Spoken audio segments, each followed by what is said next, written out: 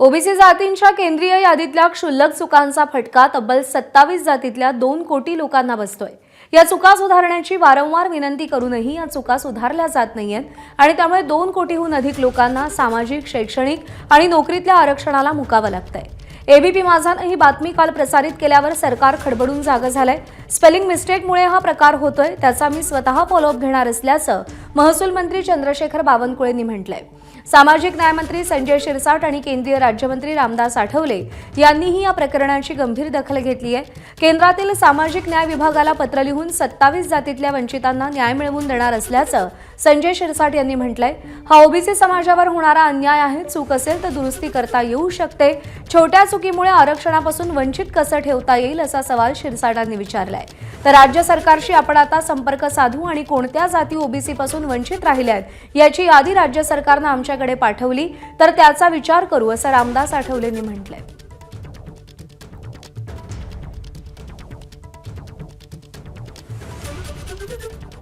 मुळामध्ये केंद्रीय आयोगाने जर एखादी स्पेलिंग मिस्टेक असेल, अनुस्वार चुकला म्हणून रिजेक्ट करायचं काहीच कारण नाही आहे।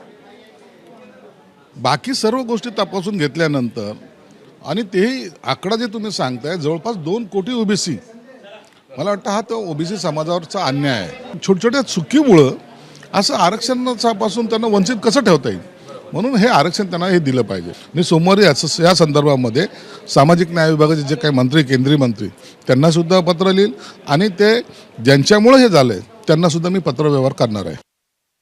ओबीसीमध्ये जर एखादी जात टाकायची असेल तर राज्य सरकारकडून त्याची शिफारस होणं अत्यंत आवश्यक असतं। तर आपल्या राज्यामध्ये अशा काही जाती राहिल्या असतील तर राज्य सरकारने आमच्या मंत्रालयाकडे तो प्रस्ताव पाठवला पाहिजे आणि मग त्यानंतर मग आमची जी कमिटी आहे ती कमिटी त्याचा अभ्यास करते।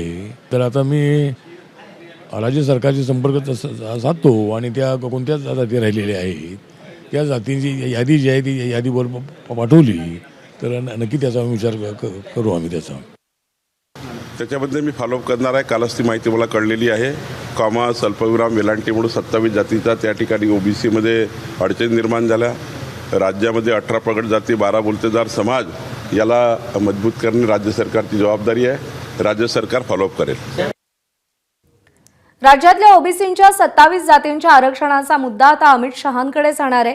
27 जातींच्या प्रतिनिधींना घेऊन अमित शहांची भेट घेणार असल्याचं भाजप आमदार परिणय फुके यांनी म्हटलंय।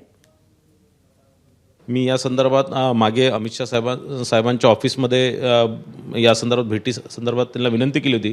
त्यांनी मला सांगितलं होतं की पश्चिम बंगालच्या निवडणुकीनंतर आपल्याला भेट देण्यात येणार। कालच मी या संदर्भातला एक मेल अमित शाह साहेबांच्या कार्यालयाला केलेला आहे आणि निश्चितच मला या संदर्भात या आठवड्यात त्यांची भेट मिळणार आणि मी दिल्लीला जाऊन आम्ही सर्वच या समाजाचे जे प्रतिनिधी आणि मी आणि आमच्या ओबीसी समाजाचे काही प्रतिनिधी अमित शाह साहेबांना भेटून या संदर्भातला एक काहीतरी तोडगा काढावा की याच्यात मार्ग काढावा या संदर्भात त्यांची भेट घेणार आहे। एबीपी माझा, उघडा डोळे बघा नीट।